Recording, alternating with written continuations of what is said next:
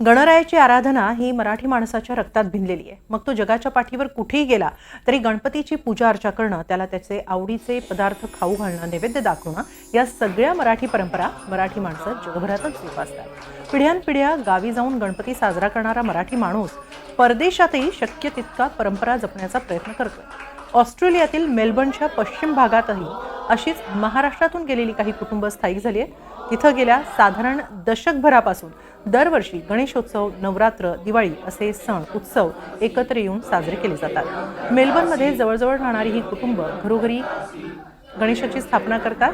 मग 10 दिवस प्रत्येक कुटुंबाच्या घरी आरती होते। सगळे परिवारासह आरतीला उपस्थिती लावतात। आज म्हणजे सोमवारी सकाळी मेलबर्नमध्ये 11 कुटुंबांनी अथर्व शीर्ष सहस्त्रावर्तन केले।